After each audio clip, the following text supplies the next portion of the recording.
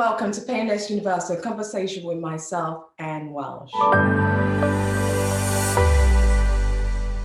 We'll be talking to my special guest who went on from altering clothes for dry cleaning to making clothes for stars. This didn't happen overnight. A lot of people think success is an overnight success, and he'll be telling us his own difficult journey, how he went from being homeless to making suits for the stars. Let me tell you a little bit about him. The Tailor daring Hollywood to dress differently is the headline you see all over the place when they describe my guest. He is the designer behind RichFresh. And if you don't know it, follow his Instagram page.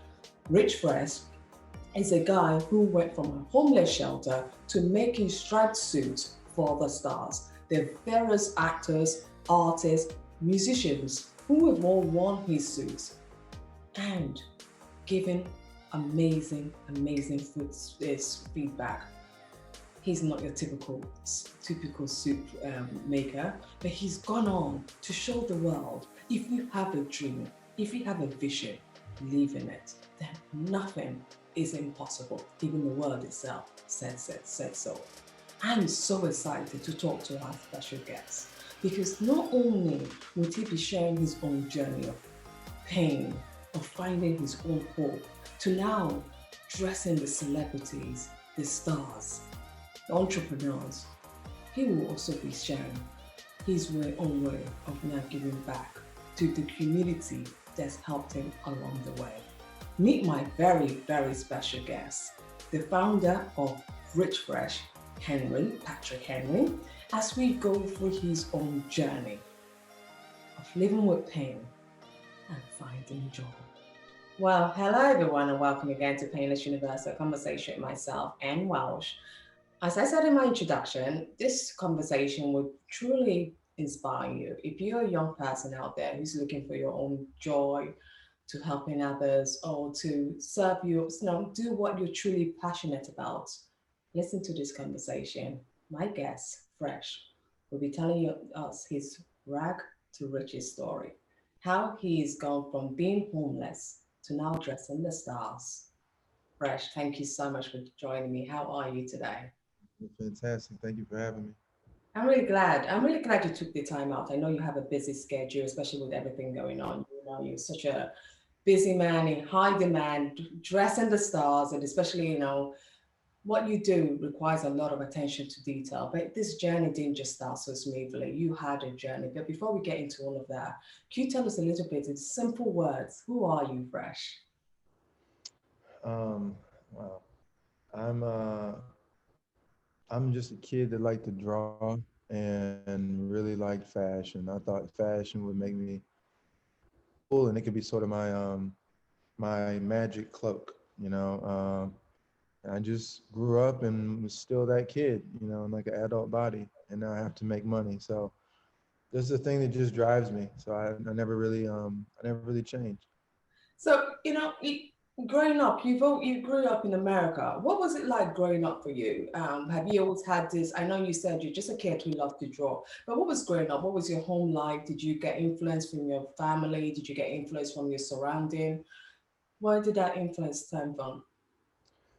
Interestingly enough, I credit Memphis a lot. I say, I'm from Memphis because that's where I really got my swag. That's where I really like found myself. But um, I, I I grew up overseas, for a little while.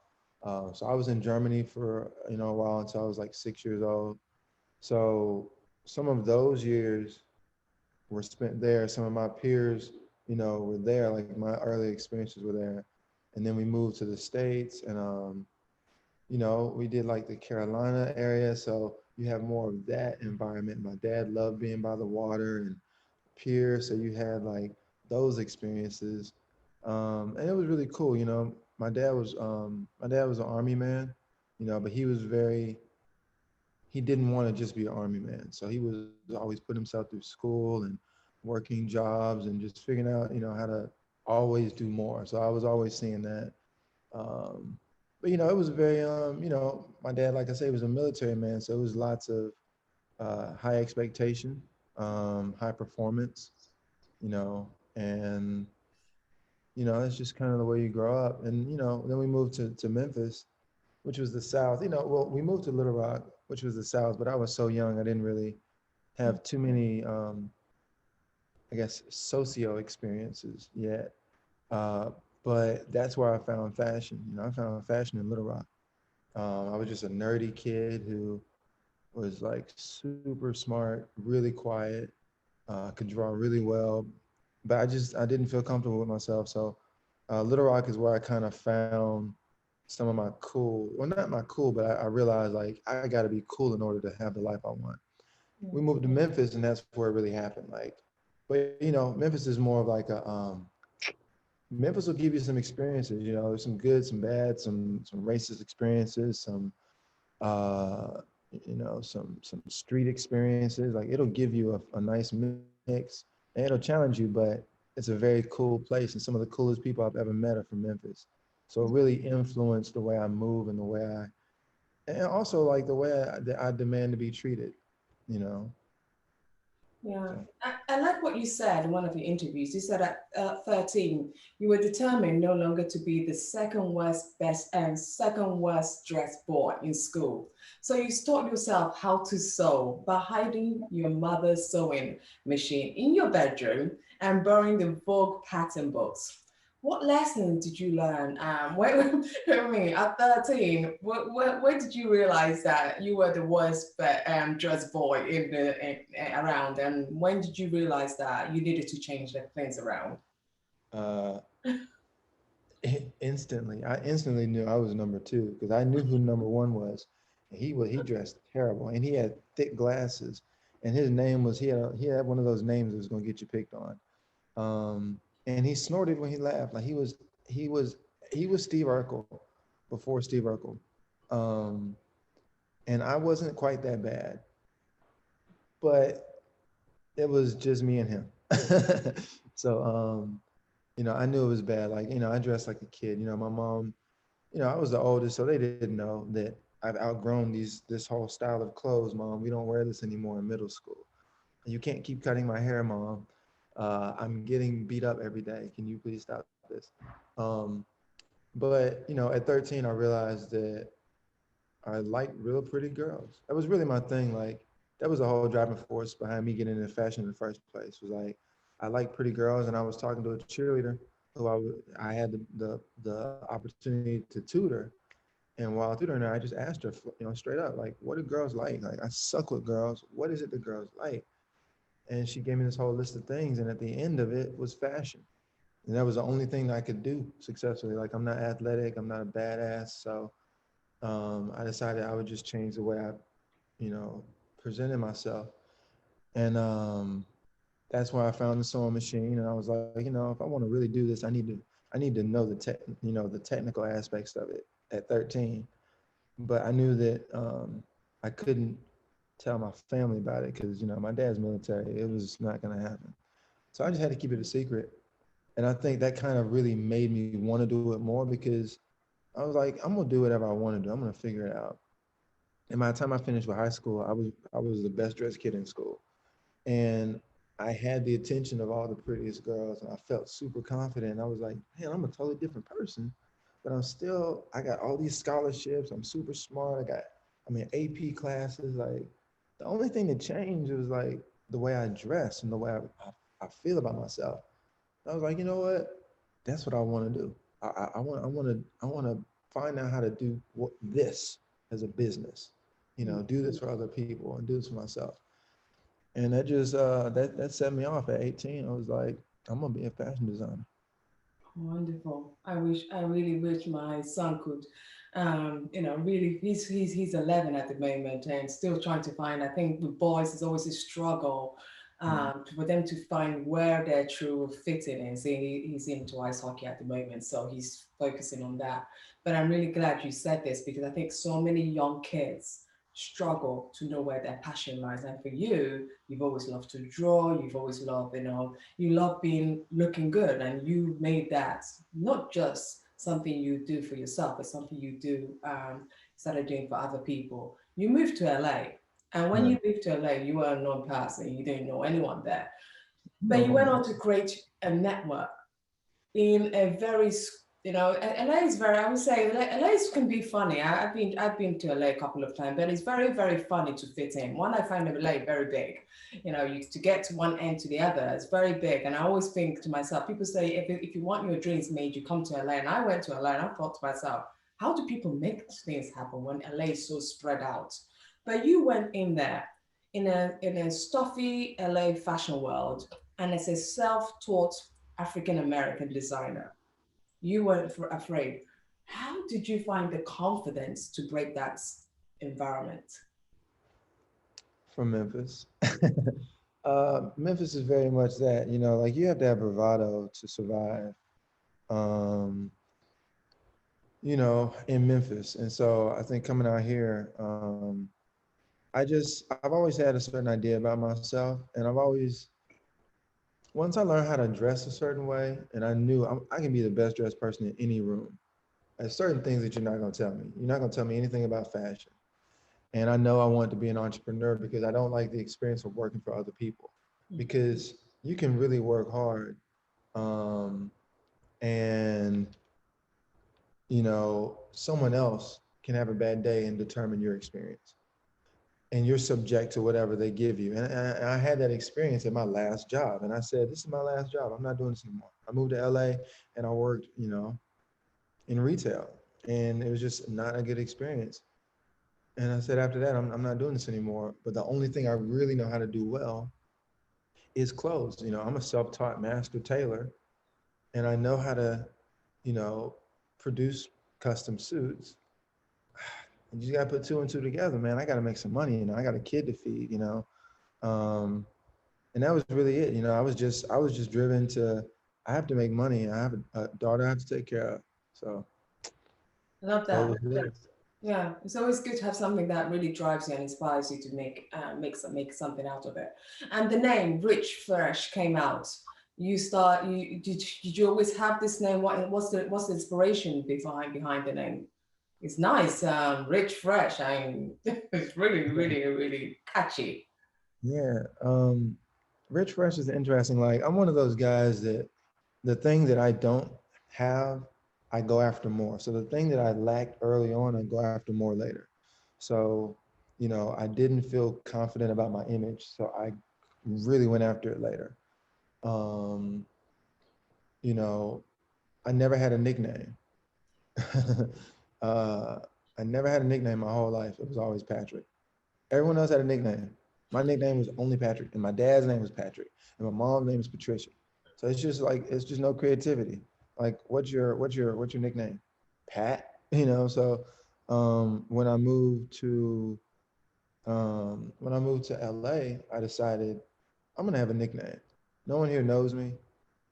I don't want to go by Pat. I'm gonna go by I'm gonna go by Rich. And that's just what I did. At first, I went by Rich, and then when I started my business, uh, I needed to come up with a brand name, and so I came up with the name Rich Freshman, because I wanted to make men's clothes. And from Memphis, if you really have your stuff together, you're fresh. There's nothing higher than being fresh. You might be sharp or clean, but if you're fresh, you really did it.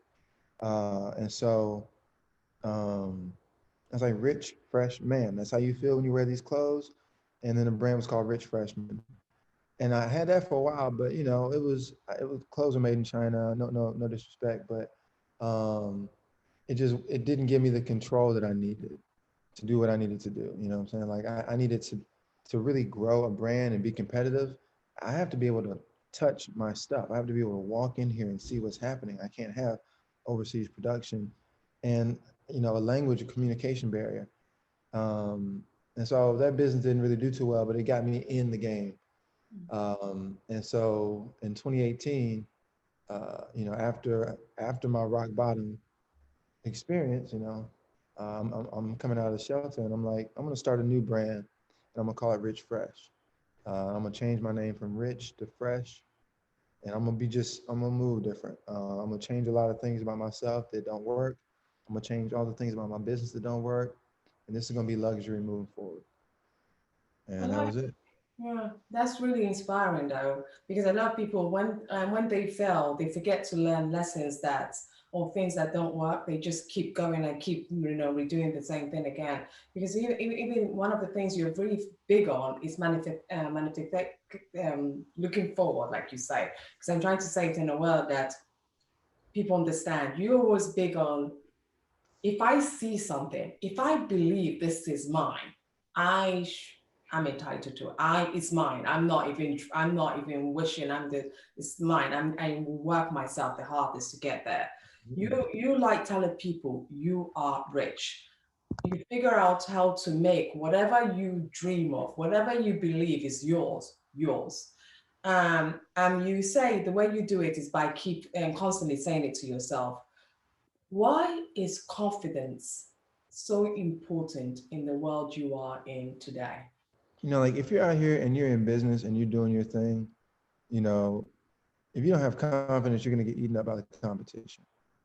And confidence is what distinguishes you. When you're in my line of business, when you have to sell yourself, because I'm selling myself to people. If I have to be incredibly confident in what I do in order to convince you that you should spend money with me, that you should give me access to your style. If I'm not confident, why would you be confident that I can make you confident? Um, so sometimes, even when I didn't have the things, when I was dirt broke, had nothing in my pocket, I knew I've got to go to this event. And I'm an introvert. I don't even like being around people like that. I've got to go to this event, put on some nice clothes, and I have to appear confident so that somebody will take me serious. And that's just how business works. I know I really have to ask you this. How did you get into the market where you started designing for celebrities? What led you on that path? Because I noticed you said very clearly you noticed the gap in the market, so you started going on that path. What led you on that path to start designing for celebrities? I was just seeing them on Instagram all the time, and I didn't like what they wore. And I said, somebody should be doing better. And then some I would see, and then I would say, who's doing this person's clothes? And I would find out it was just the brand, like, some luxury brand. I'm like, is there not a person that does this for celebrities? Like, is there not like a person that's known for making beautiful suits and stuff for like famous people? Maybe here in LA. So I started looking up celebrity tailors and I just couldn't find anything. And it bothered me. And I said, you know what? You should be that person. You're super cool, man. You got all these tattoos and you're interesting. Just put it in your bio on Instagram. Just say that you're already a celebrity tailor. Take nice photos of yourself. Be cool, be fly. And eventually, You got some there. stylists, yeah, some stylists caught on, celebrities paid attention, and I became a celebrity tailor.